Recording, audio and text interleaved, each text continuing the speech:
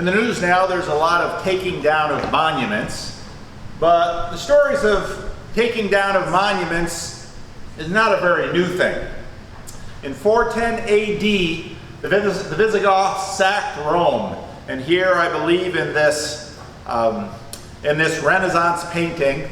In the Renaissance, they were perfecting the art of painting the human body, as you can see. Here you have a depiction of taking down a statue of Caesar. Yeah, you can pull that fan in, Pete, and shut that door. It'll probably help with some of the sound. The Visigoths, as we often hear them displayed as barbarians, they were actually Christians, but they were Arian Christians, so St. Augustine didn't particularly like their theology. But the sack of Rome and the disturbance it caused in the whole Roman world prompted St. Augustine to read what was one of the most formative books in the history of Christianity, The City of God. The Visigoths were also a Germanic tribe. They came from Northern Europe, and they had inhabited a region of what today we call France. Gaul, as it was called by the Romans, was northern Italy, Switzerland, France. And the Visigoths were from that region, and through some of the political machinations, they had decided enough was enough, and so they stormed and pillaged Rome. They left the Christian churches alone, and even pagans fled to the Christian churches for sanctuary, because they would only sack the pagan temples and the houses of the pagan nobility. In some ways, this was a bit of a comeuppance, because in 58 BC, Julius Caesar began his campaign in Gaul.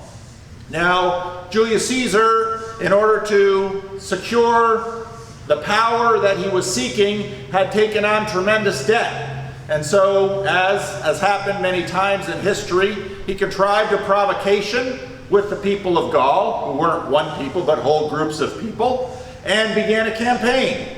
And he himself wrote the book describing the campaign, and in some ways that book was itself a campaign document, more in terms of his celebrity and his status. He bragged about the fact that he killed at least 1 million in Gaul in his political campaign, and took another 1 million plus as slaves. You say, well, how does a war pay the bills? Well, when you're sacking and killing, and especially when you're enslaving, you can earn a lot of money. Slavery has been nearly as universal a human institution as marriage and prostitution. It was estimated that in the Roman Empire, nearly half of the people were slaves. You fell into slavery, now notice the words, it's sort of like falling into a pit. You fell into slavery usually in one of two ways. Either you got yourself too deeply into debt and would have to become someone's slave, or your city or nation or tribe lost a war. And basically the deal was, if you lost the war, the prevailing army would come and say, look, because you've lost the war, it's well within our rights to kill you all, so we'll give you a deal. Either we will kill you, or you will become a slave. And if in fact you do become a slave, you will lose all your human rights. The marriages that you are in will be severed. The debts that you all have will be gone. In a sense, what slavery was, especially in Roman law, was itself a sentence of death. You were a non-person. If you fell into slavery and then in fact were able to climb out of slavery again, and you wanted to pick up in your marriage, you would actually have to remarry your spouse, because you passed from death back into life again. In a very interesting book called Debt the First 5,000 Years, the author goes quite a bit into the roots of slavery for nearly all of human institutions today. And many would have noted that, how on earth, if slavery was so formative in human history, how did it pass out of legality? And the author notes that, in fact, this happened a number of times throughout human history. One of the times it happened was the fall of Rome, the rise of Christianity, and the rise of the medieval era. In the colonial era, in some ways it was reinstituted, but then, of course, in the middle modern period, which is the abolition that most of us know of, it passed out of custom again. Many might notice that if you look at CNN, or in fact other places, just this morning I saw in my news feed talk about the fact that currently in China, certain minority ethnic groups are virtually enslaved by the Chinese during the COVID epidemic to keep some of their industry going. The Chinese, of course, have had a practice of rather enslaving industrial practices. At one point at Foxconn, people disliked the working conditions in the factory so much they were throwing themselves off the roof of the factories. And so Foxconn decided, well, we can't have that. So instead of improving workers' conditions, they put up nets. So you couldn't even kill yourself out of your miserable factory job. Many people have asked the question, has slavery really gone away? Or have economic conditions changed to the degree that it's simply become unprofitable? In the early days of the American nation, in fact, although many of the signers of the Declaration of Independence were themselves slave owners, many imagined that slavery was going to go away because it was increasingly economically unprofitable. And as you likely learned in history class when you were in junior high or high school, with the invention of the cotton gin, slavery once again in the American South became profitable for the manufacture of cotton. But if you were to ask yourself today, would you like to have a slave? Would it be economic profitable? You might consider the following. In today's terms, in the antebellum South, a slavery cost something like a moderate car, maybe $40,000. If you were opening a burger joint and you wanted labor, would it be more practical to buy a slave or rent labor? Now, if you bought a slave, how would you have to care for that slave? Well, you would need food, clothing, shelter, health care, because you don't want your slave breaking down on the job, and you would also have to pay for escape prevention. Most of us today would rather rent our human beings because it's cheaper and easier. We call that giving them a job. And part of the reason for that is less financial responsibility. And even before the Civil War in North America, there was a lot of debate about slavery versus wage labor, because many of the industrialists up north, people would come in, they'd pay for the hour. If they were hurt or ill, well, you lose your job. If you had a slave, well, you had capital on the line. In fact, in California during the 49ers, part of the reason California was a free state was that many of the people who came from northern counties resented people coming from southern slave states bringing their slaves. They saw this as an unfair advantage, so they made sure that California was a free state. The fact about slavery is that owning a human being requires a system of outrageous brutality and barbarity. And this has been true throughout the history of slavery among human beings. This was, in fact, noted and highlighted by the abolitionist book, Uncle Tom's Cabin, that sort of turned the light on to people in northern states about the conditions of slaves in the southern states. You have to intimidate and brutalize and terrorize your slave. You can beat but not kill, because after all, if you kill your slave, you're out of your money. Now, in the midst of this world, having the barbarians go through Rome, Augustine wrote his majestic work, The City of God, in which he contrasted two human cities. He said there's the city of God and the city of man, or the city of humanity. And he said you can understand history by tracking these two cities and the ways that business is conducted in each. Actually, the title of the book was in Latin, it was Civitas. And Civitas, we often translate city, but it's also civilization, because in many ways, civilization is deeply tied to the emergence of the city. We see that very clearly in the book of Genesis. In Genesis 4, Adam and Eve had two children, Cain and Abel. And as they are most often remembered, Cain and Abel, what happened? They both come with sacrifices. Abel's sacrifice is received. Cain's sacrifice is not met with as good a reception. Cain does not take this well, and instead of bringing his complaint to God, he kills his brother. God then shows up, asks him where his brother is. Cain very famously says, "Am I my brother's keeper?" The implicit answer is, well, you really are.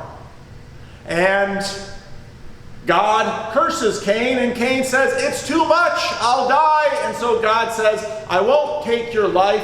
I'll put a mark on you, and no one will touch you. Anyone who touches you will be avenged by me as God 7 times. And so Cain went from the Lord's presence and lived in the land of Nod, east of Eden. Cain made love to his wife. Now we're using the NIV, and some of you might remember in the King James Version, the more specific translation was, Cain knew his wife. That's going to be important later in the sermon. And she became pregnant and gave birth to Enoch. Cain was then building a city. This is the first reference to a city in the Bible, and it was being undertaken by the hands of Cain, which were stained by the blood of his brother. And he named it after his son, Enoch. Lamech, one of Cain's descendants, is also famous. He had 2 wives, not one, so he was quite prosperous. One was named Ada, and the other Zillah. Ada gave birth to Jabal. Jabal was the father of those who lived in tents and raised livestock. His brother's name was Jubal. He was the father of those who played string instruments and pipes. You can see the beginning of civilization, of technology, of all of the things that we do in this world that are worth doing and worth enjoying. Zillah also had a son, Tubal-Cain, who forged all kinds of tools out of bronze and iron. Tubal-Cain's sister was Naamah. Lamech said to his wives, Ada and Zillah, "Listen to me, wives of Lamech." He must have had quite an ego speaking of himself in the third person. "Hear my words. I have killed a man for wounding me, a young man for injuring me. If Cain is avenged by God 7 times, then Lamech 77 times. What is Lamech saying? Civilization is growing. Lamech's power is growing. If God only seeks revenge 7 times, I'm bigger and badder. Don't touch me. This is the way of the city of man.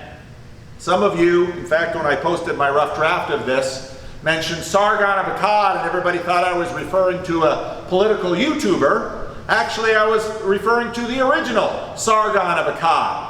Sargon of Akkad is known as the first emperor that we know of in human civilization. He conquered many of the Sumerian city-states and bonded them together as part of the first empire. This is some of the land where Abraham came from. And what you might notice in these stories is that we're framing Israel with the Fertile Crescent to the north and Egypt to the east. Now, the story goes that Sargon of Akkad, well, he was a man of interesting birth. And so there's a very famous legend about Sargon's birth that I'd like to read to you. And as I start reading to you, some of you will begin to hear bells. Sargon, strong king, king of Akkad I am. Kind of sounds like Lamech. My mother was a high priestess. My father, I do not know. My paternal kin inhabit the mountain regions. My city of birth was, the writing's a little low, a little small, Ashuparinu, which lies at the bank of the Euphrates. My mother, a high priestess, did I mention that before? Conceived me, in secret she bore me. She placed me in a reed basket, with bitumen she caulked my hatch. She abandoned me to the river, by which I could not escape. The river carried me along to Aki, the water drawer. It brought me. Aki, the water drawer, when immersing his bucket, lifted me up. Oops, a baby. Aki, the water drawer, raised me as his adopted son. And Sargon would be raised and would become a cupbearer to a strong man. And how did he become emperor?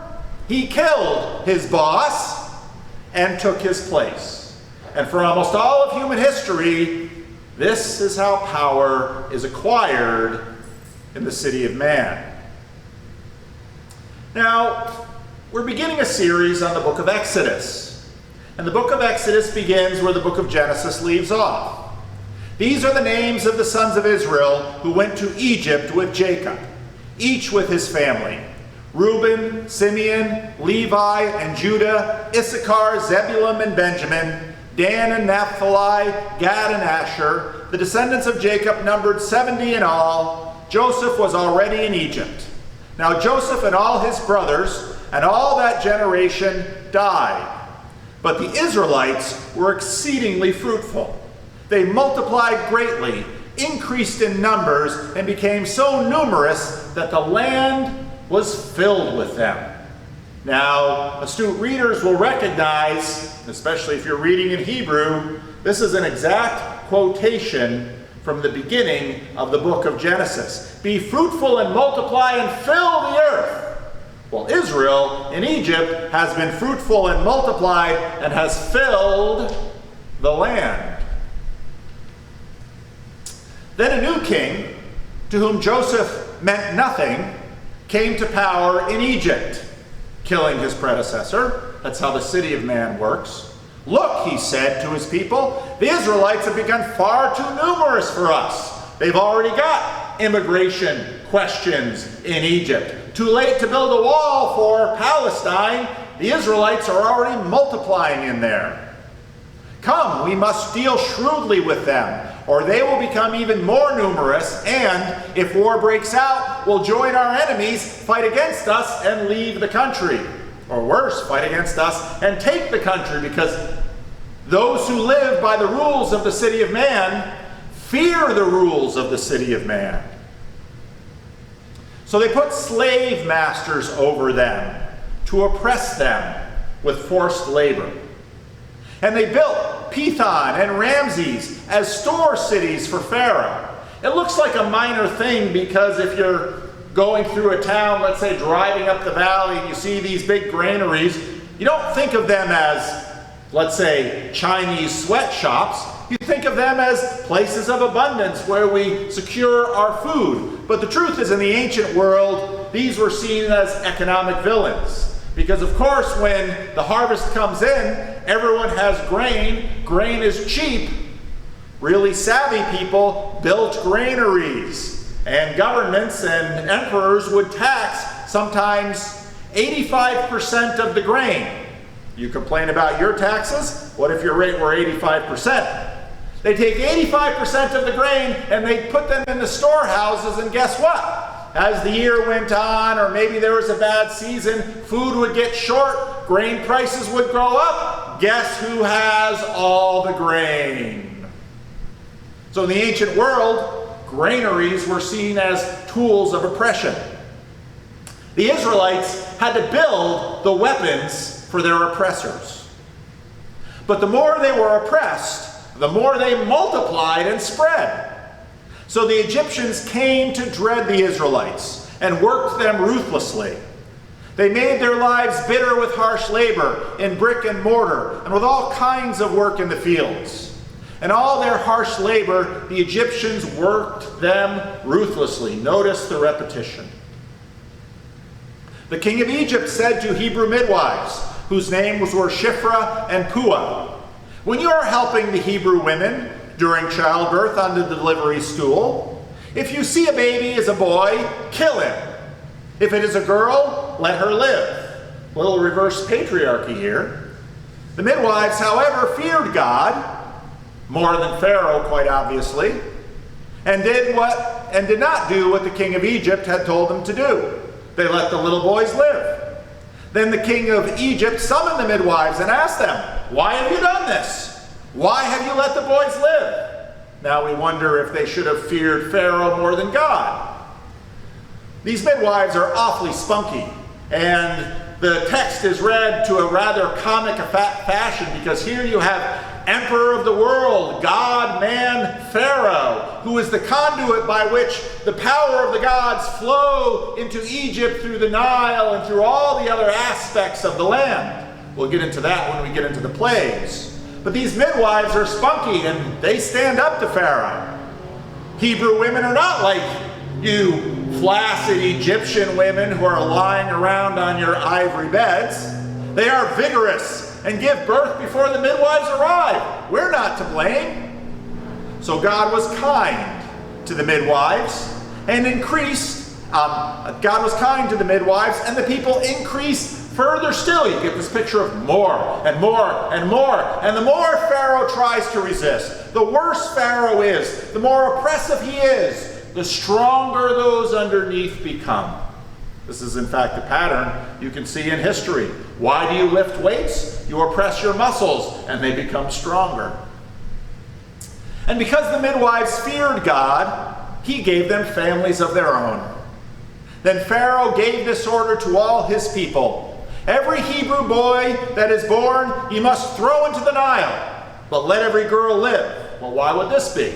Well, because lines are considered to go through the men. So if you get rid of all the men, all the women marry Egyptians. That way you assimilate the population.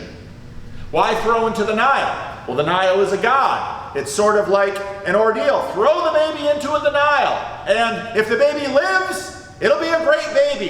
If the baby dies, oh well. Well, practice that 10 times. How many dead babies do you get? But now a man of the tribe of Levi married a Levite woman, and she became pregnant and gave birth to a son. When she saw that he was a fine child, she hid him for 3 months. Good thing Moses was a good-looking baby. But when she could not hide him any longer, she got a papyrus basket for him and coated it with tar and pitch. Does this sound familiar? This is like the Sargon story. Why would that be? She placed the child in it and put it among the reeds along the bank of the Nile. So if the baby police come, you could say, I put the baby in the Nile. Didn't say anything about the basket, or actually the word that the Hebrew used here is ark, which is not a normal word for a basket. And so quite literally in Hebrew, the mother makes an ark and places the baby in the chaotic waters of the Nile so the baby will survive the storm. Very similar to, of course, Noah surviving the storm of the great flood. And so we have all of this elements of who is this boy going to be? Could this boy be a Sargon? Could this boy be the kind of boy that is thrown into the Nile and survives? Could this boy be a rescuer, a hero who will rise up and kill the king of Egypt and bring his people to justice? We will see. His sister stood at a distance to see what would happen to him. Then Pharaoh's daughter went down to the Nile to bathe, and her attendants were walking along the riverbank. And she saw the basket among the reeds, and she sent her female slave, to get it. She's not going to go running through the weeds to get a basket. Go fetch me the basket. And she opened it and saw a baby, and he was crying. Amazingly few references to crying babies in the Bible. But here is one. And it's a little sign about, is Moses going to be Sargon? Will the people of God live by the rules of the city of man? And she felt sorry for him. This is one of the Hebrew babies, she said. This is one of the Hebrew babies. Well, supposed to throw him back in the river, right? You're the daughter of Pharaoh after all, right? Well, then the sister asked Pharaoh's daughter, shall I go and get one of the Hebrew women to nurse the baby for you? Yes, go. Fine idea, she answered. And the girl went and got the baby's mother. Pharaoh's daughter said to her, take this baby and nurse him for me, and I will pay you. You get the comedy in this story? The more Pharaoh represses, the more he loses. And he's losing not to Sargon of Akkad. Who's he losing to? Midwives and a scofflaw Hebrew mom. So not only does the woman get to keep and raise her baby, she gets paid for it. This is UBI on a grand scale. Take this baby and nurse him for me, and I will pay you. So the woman took the baby and nursed him. When the child grew older, she took him to Pharaoh's daughter, and he became her son. And right there you can see the tensions. But weaning in the ancient world might have meant 4 or 5 years. In other words, little Moses is about ready to go to boarding school, and he will have the best boarding school in the ancient world, the court of Pharaoh himself. He will get the finest education available to anyone in that part of the ancient world. This little Hebrew boy. Wow, maybe he will be like Sargon. Maybe he'll be the cupbearer to Pharaoh. And maybe one night when Pharaoh drifts off to sleep, Moses will slit his throat. That's what Sargon would do. When the child grew older, she took him to Pharaoh's daughter, and he became her son. And she named him Moses, saying, I drew him up out of the water. Now, that's an interesting thing because most scholars have noted Moses is actually an Egyptian word. And it's an Egyptian word that many pharaohs had in their name. Ramses, Tutmosis, and it was always connected with one of the Egyptian gods. Well, that Egyptian god part is taken off only to leave Moses. Will he be Sargon of Levi? One day when Moses had grown up, he went out to where his own people were and watched them at their hard labor. And he likely remembered his mother saying, you're going to be raised as an Egyptian. Pharaoh's daughter will name you, but you're not really an Egyptian. You're a Hebrew. Don't you forget. So all those years in school, he cultivated his imagination as a Hebrew. And now his moment has arrived. He saw an Egyptian beating a Hebrew, one of his own people. Looking this way and that, and seeing no one, he killed the Egyptian and hid him in the sand. Oh, the start of Moses' rise. Louis the 16th, some of you might not remember who Louis the 16th was. Louis the 14th, the Sun King. Louis the 16th had a very famous wife named Marie Antoinette, who had a very famous declaration about the people who didn't have enough bread. Well, let them eat cake. Louis the 16th made an interesting observation about revolutions to his friends. Have these men studied in history of any people how revolutions commence and how they are carried out? How they are observed by what fatal chain of circumstances the wisest men are drawn far beyond the limits of moderation, and by what terrible impulses an enraged people is precipitated into excesses at the very thought of which they would have shuddered. In other words, once you start a revolution, Louis XVI's revolution, which would cost him his head, was one of the greatest proofs of this. You never know who it's going to kill.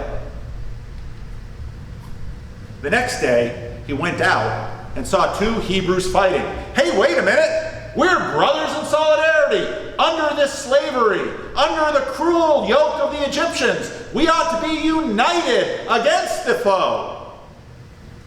He asked the one in the wrong, why are you hitting your fellow Hebrew? The man said, who made you ruler and judge over us? You're an Egyptian. Aren't Egyptians evil? Why should we listen to you? Are you thinking of killing me like you killed the Egyptian? Then Moses was afraid and thought, what I did must have been known. I didn't look around enough. Then Pharaoh heard of this, and he tried to kill Moses. But Moses fled from Pharaoh and went to live in Midian, where he sat down by a well.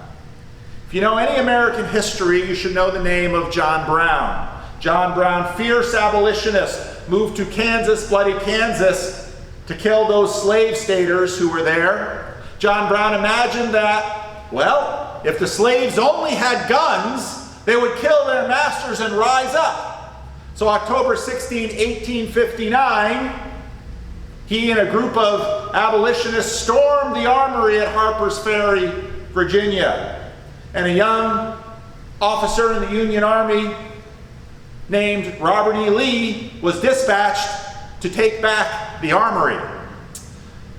John Brown was a very zealous man, not a great planner. The slave uprising did not happen, and John Brown would hang from an American gallows. But Moses went to a well. And here's the funny thing about wells in the Bible. Wells in the Bible are sort of like proms for Marty McFly. This is where famous people find each other. Jacob got his wife. Jacob, always the weak one of the patriarchs. Abram's other servant found Isaac a wife at a well, got Rebekah there. Jacob found Rachel, and eventually got Leah too, at the well. Jesus met a woman at the well, didn't get married. Now a priest of Midian had 7 daughters, and they came to draw water and fill the troughs to water their father's flock. Some shepherds came along and drove them away, but Moses got up and came to their rescue and watered their flocks. When the girls returned to Reuel, their father, he asked them, "Why have you returned so early today?" "My 7 daughters, that water's heavy and we only have stone jars." They added, "An Egyptian." Notice how Moses is identified. He's an Egyptian. An Egyptian rescued us from the shepherds. He even drew water for us and watered the flock. And Reuel, not one to pass up an opportunity, said, "Well, where is he?" He asked his daughters, "Why did you leave him there? It's a man. I've got 7 of you. We need someone of promise, someone of strength, someone who can do something. Foolish daughters, go bring him here." And of course they did, and he stayed with the man, and he gave his daughter Zipporah to Moses in marriage. During those days, however, the king of Egypt died, and there was no liberator to hasten his death. And all the people of Israel groaned because of their slavery and cried out for help. Their cry for rescue from slavery came up to God. Later we'll discover they had even forgotten his name. God, it seems, opens poorly addressed prayer envelopes. Their cry for rescue came up to God, and God heard their groanings, and God remembered his covenant with Abraham, with Isaac, and with Jacob. The people had forgotten the covenant, but God remembered. And God saw the people of Israel. Right there, that simple, just a few words in Hebrew. All of their suffering, all of their pain, all of the injustice, all that had happened. The world says nobody sees, nobody cares. God saw. And God knew. That's just what the Hebrew says. Remember Cain knowing his wife? God knew. It's not a, "Oh yeah, I know that." It's the kind of knowledge that gives birth to a son. It's the kind of knowledge that conceives a change in history. Now, the city of man goes round and round. Julius enslaves the descendants of the ancestors of the Visigoths. The Visigoths ride down and take down Caesar's statues. Barbarians pillage Rome. Sargon, cupbearer, slits the throat of the previous king. Moses murders. Moses is a murderer. The city of man is predictable, but our lives are short, and we forget. Even Louis XVI not necessarily known for his statecraft, given how it ends for him, even he knew the revolutions of the city of man. But God sees, and God knows. John Brown, who thought if he armed the slaves, they would rise up and be in solidarity and just everything would go wonderful if once the slaves got power, hung from a gallows. But afterwards, they went through his things in the cell and they found a note. And this note is often seen as a sort of prophecy of the American Civil War. I, John Brown, am now quite certain that the crimes of the guilty land will never be purged away but with blood. John Brown himself was trying to prime the blood pump and get it going, but failed. If you want a good biography of him, I can recommend Midnight Rising. Guilt is purged away with blood. Sacrifices will make that clear. But the blood of mere men, it seems, do not suffice to stop the cycle. We just keep killing each other because we just say, I've gotten the short end of the stick. I have to do justice. I have to tear them down. When I'm king, I'll do what's right. But someone coming up behind says, no, you're not doing what's right. When I'm king, I'll do what's right. And round and round and round we go. Cain, the first of the city of men, laid its foundations with hands bloodied by his brother. The book of Hebrews says this, but you have come to Mount Zion, the city of the living God. It's the God who sees and the God who hears. You have come to thousands upon thousands of angels in joyful assembly, to the church of the firstborn, whose names are written in heaven. You have come to God, the judge of all, to the spirits of the righteous made perfect, to Jesus, the mediator of the new covenant. Every time we do communion, what do I tell you? This is a new covenant, Jesus says, in my blood. The covenant of blood, animal after animal after animal, doesn't end the cycle. My blood does. To Jesus, the mediator of a new covenant, and to the sprinkled blood that speaks a better word than the blood of Abel, which cried out for vengeance on his brother. We've just begun to get into the book of Exodus and what we will see. We will see what God will do. He sees, he knows, soon he will act. He's already actually been acting through the multiplication.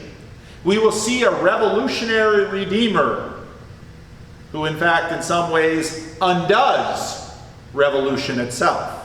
We will see an empire undone and a people freed from external bondage, and they will be filled with joy at the death of their enemies.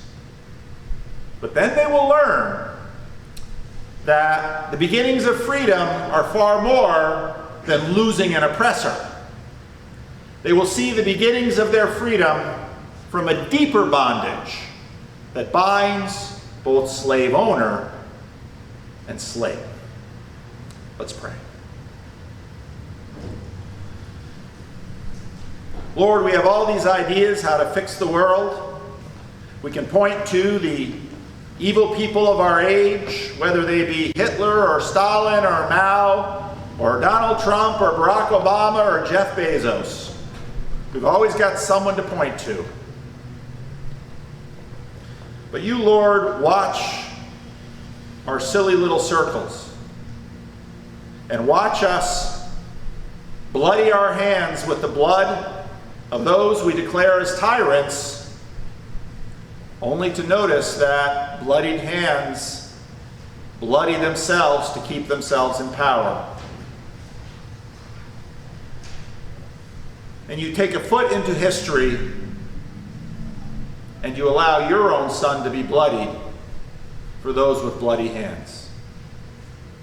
Help us, Lord, to see. Help us, Lord, to know. Help us, Lord, to learn to forgive, and help us, Lord, to follow your Son. Hear our prayer. In the name of Jesus, amen.